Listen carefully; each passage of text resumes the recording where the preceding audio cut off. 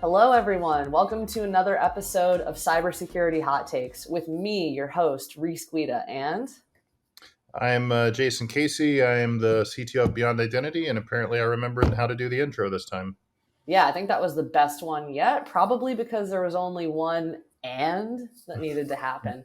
So, yeah, everybody, it's just me and Jason today, and we're going to talk about something that everyone in this industry is certainly aware of, and I'd say that the everyday person is aware of it too. There's a cybersecurity labor shortage. And, the hot take for today is that that's a population problem more than anything. So, Jason, do you want to unpack how declining population impacts cybersecurity jobs? More of a musing than a direct connection, but yeah, Yeah. I think the cybersecurity job shortage is a tech job shortage, which is probably related to just a worker job shortage. And the couple thoughts get me there. Number one, if we just think about demographics, right, the bulk of the demographic that's leaving the workforce over the next 10 years is larger than the bulk of the demographic entering the workforce or that exists in the workforce, right? So that's going to create scarcity. That's going to create just an imbalance of if we're really just trying to do a one for one replacement, there's clearly not enough people, right? So that's kind of one thread to keep in your mind. The second thread to keep in your mind is the world is being eaten by technology, right? There's almost no job where you don't have to use technology or create technology. Every job is basically a tech job, which requires a certain skill set that not every person entering the workforce comes with, right? And then if we peel back the onion one more bit, which I think is more of like the industry and domain specific problems, um, every tech job is not the same, right? There are tech jobs where your job is to use technology. There are tech jobs where your job is to integrate technology. And there are jobs where your role is to kind of create it. And even within technology creation, there's striations, right? So am I building an application that just has to think about a domain? Or am I building a system that's a more complex kind of multi-domain thing? So, the skills, the principles, your abilities and experience necessary to be successful at all of those things is different. You can kind of think of it as a pyramid, right? It might be the systems might be the hardest, the application may be the next hardest, and then the usage is probably the easiest. And when I say hardest and easiest, I just mean kind of requisite skills coming into the equation.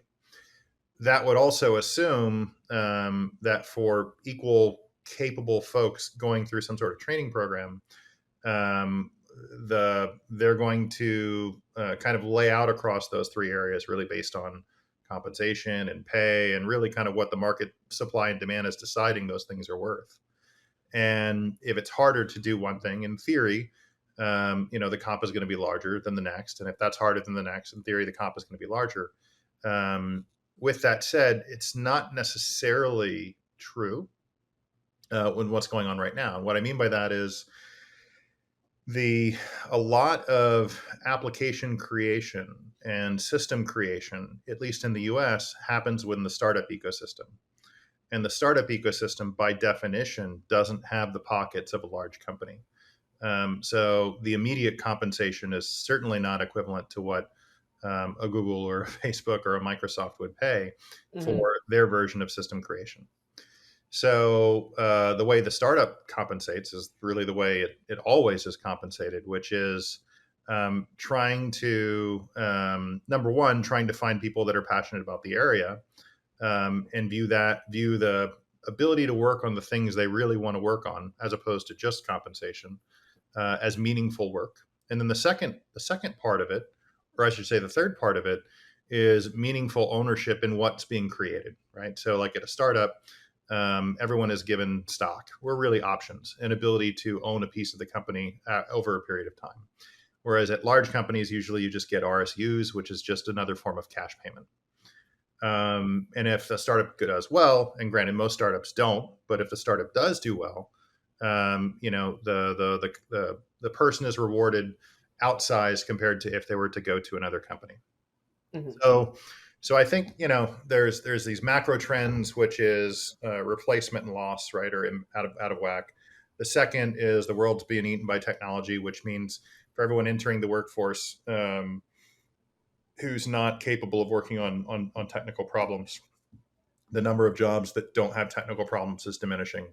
And then just within the systems and applications creation world, there's always been this imbalance of compensation. So supply and demand by itself doesn't solve the problem if we're being kind of short-term focused.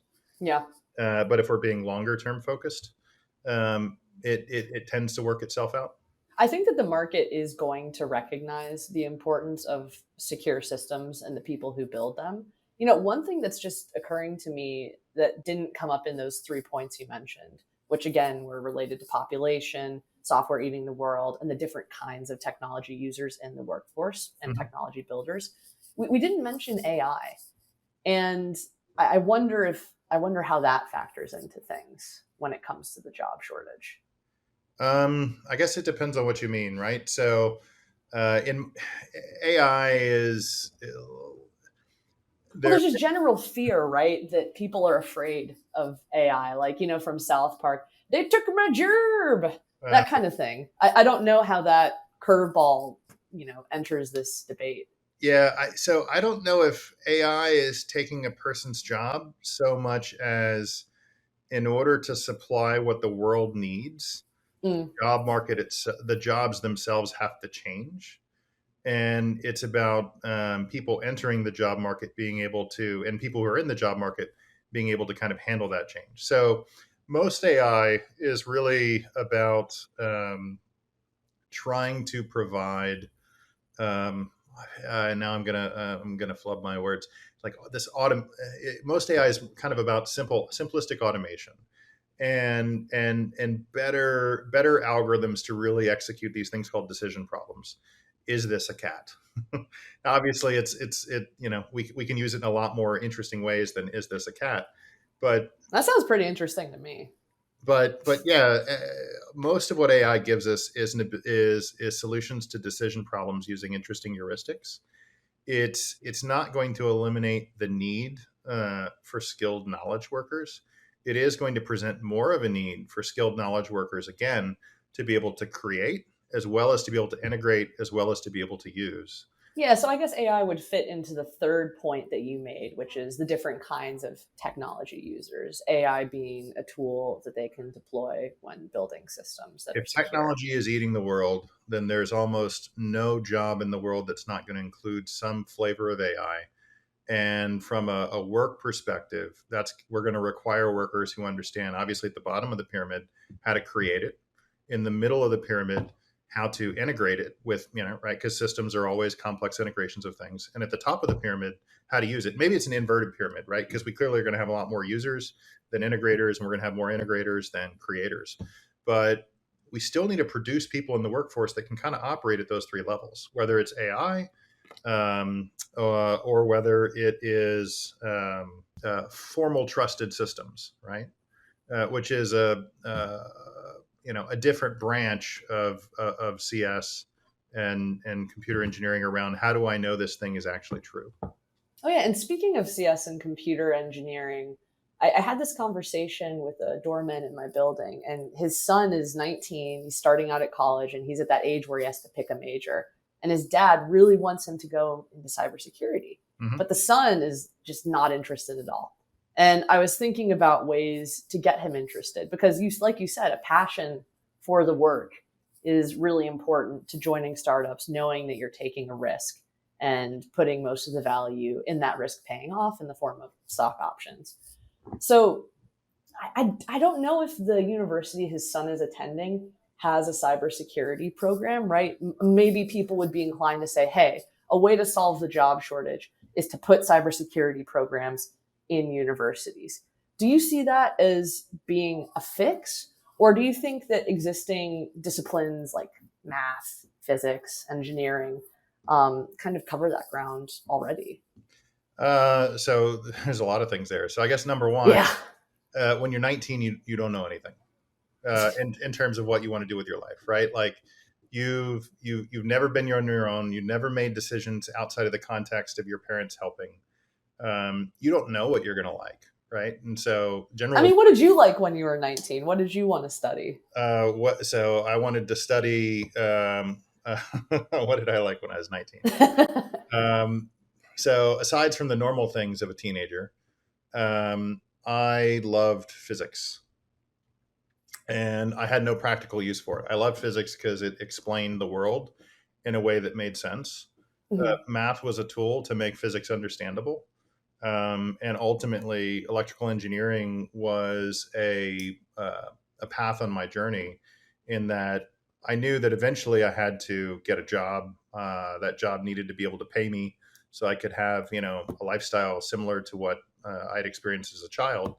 And it wasn't obvious to me that a physicist was able to get work, but it was obvious to me that electrical engineer could, and it was obvious to me that electrical engineer was pretty damn close to a physicist, at least in the curriculum that you got to study in school. So that's kind of how I got there. But back to your bigger question, if you don't know anything when you're 19, the advice I typically give people is study something that you're actually interested in, and just keep your mind open and try and go somewhere where you have optionality. I think college is great and necessary for a lot of the jobs that we talked about a minute ago. Mhm. It's not necessary for everyone, and it's not necessary for all jobs. Also, it's not necessary that you go to college when you're done with high school, right? I've got a lot of friends that just, for whatever reason, and there's not a judgment, right? Just for whatever reason, where they were in their life at that point in time, they needed something else. And until they got that else, they weren't really ready to be successful in a collegiate environment. But for a systems creator or an application creator, I do think there are fundamental skills. Think of it as a mental toolbox that you get from education, not from training, right? Yeah, and what would like some of those skills be? So the STEM toolbox is kind of the deductive reasoning toolbox combined with this construction through composition toolbox, right? So if I'm a math major, right, I don't, and I start learning like, why. So when I'm a math major, when I first start studying math, I'm really just told here are how all these theorems and formula work, and when you see this problem, use this and use this and use this. But as you evolve in your curriculum, you then start to take courses that really beg the question, yeah, but why does that work? Like, how do we know it really works? Are there constraints in when it will or won't work, right? And so then you start trying to prove these things, or you see And that's how, super important, those questions when it comes to cybersecurity. You need to well, be able to prove them. well, that's important, but the next part of it is even more so, right? You often Mm. can never prove the thing and in first go. So you have to take the problem and you have to break it down into sub problems. That's kind of like what we talked about in our last episode about zero trust and the assumptions that underlie it. Zero trust is a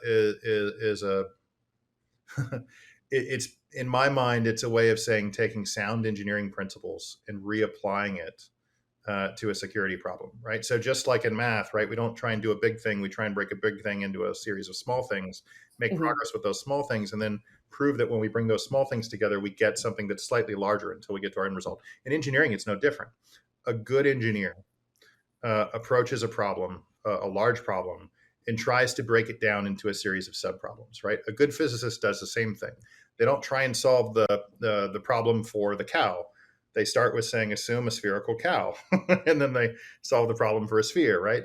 And this is a mental toolbox, and really the difference between education and training in my mind, right? Like a STEM education builds your toolbox on how to decompose problems, find solutions for the small problems, know why they work and when they work, and then know how to bring those things together in a safe environment.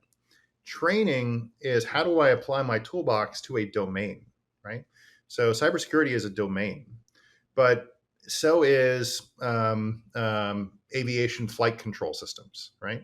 But the principles of proving that my software is correct in the auto lander for my airplane versus the secure boot proof that my BIOS bootloader and operating system has not been modified by an adversary. The toolbox is the same. The domain is what's different.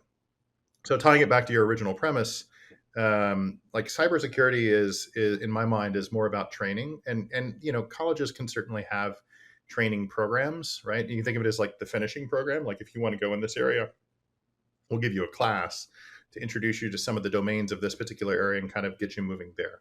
I do think it's on companies more so than universities to I put, would agree. They have to incentivize workers. and the part of the problem that I have, and this is definitely kind of a counterpoint, right? I know most people have the opposite point. Um, Companies complain that universities aren't producing workers that actually can get work done, and I think from a company's perspective, that's a bit short-sighted. And what I mean there is if they put enough pressure on the universities to where the students stop graduating with that toolbox of skills, they're going. It's certainly easy to train them on the domain quickly, right? But the domain without the toolbox of skills is going to equal a lot of solutions that actually don't work, that don't have the properties you think they have, and that ultimately you're going to have to replace, that don't have longevity, that won't survive the test of time. Because the foundation is lacking in terms of the thinking of how to build those things. Yeah, I Uh, can see what you mean by how it's that's like it's dangerous. yeah, short term versus medium long term, right? Like so, Hmm. think of it as the impetus of the product manager. The product manager wants to see daily, weekly, monthly progress on a customer's business problem, and they don't care about anything else, right? It's not their problem on whether the engineers are have the toolbox or don't have the toolbox. The thing that's most apparent to them is, do they have the domain or do they not have the domain? The problems of building a product without the toolbox but with the domain typically don't show up till months 18 to 24 to 36 to 48. And Yep.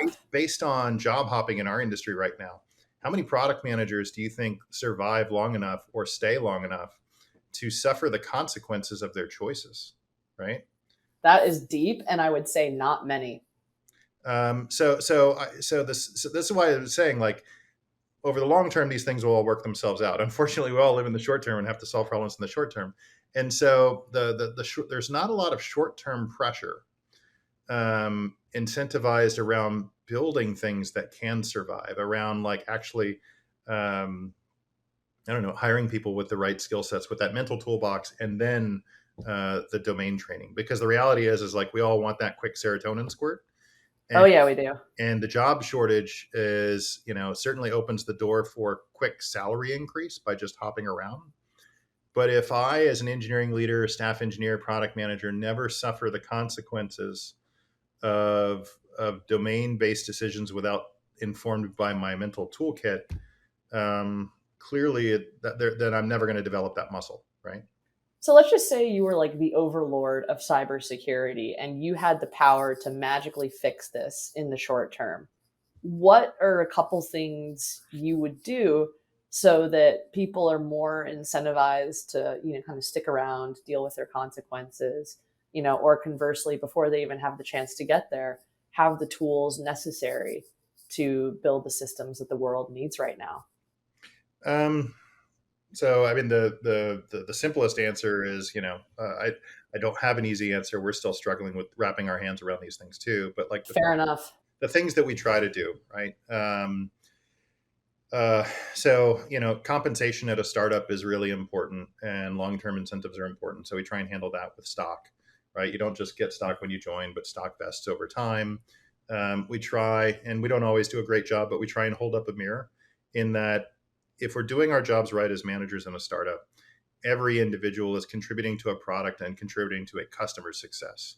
And so holding up the mirror and making sure all of those engineers get to see their work help another human, another person, another group, it is fulfilling, right? Even if it's in a small way, and that sort of counts. Um, Other things to try and promote people to stick around in the long time is teamwork, right? In terms of like uh, not everyone, but a lot of people, part of their work enjoyment is, do they enjoy working with their team, right? And enjoying your team really just means, you kind of know your team, you have time to spend time with your team. So we try and kind of promote that sort of environment, which is certainly hard during COVID, but, we do what we can. A lot of it also comes down to employee selection, and that's also hard, right? Like there's no perfect hiring. There's really kind of trying to buy, you're rolling the dice. So how do you bias the dice to come up more often in your favor than not? But how do you hire people that have that, the properties that you think are going to make them stick around, right? So have they stuck around in their previous jobs is a good indicator. It's not perfect, but it's an indicator.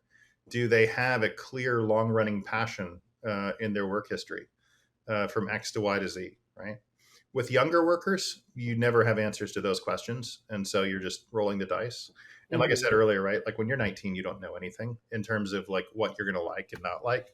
And so I don't know if this number is still true, but like back when I was a hiring manager, I used to assume my fresh grads would never stick around for more than 2 years, and half of them would split at 2 years and go to a different industry, right? Wow.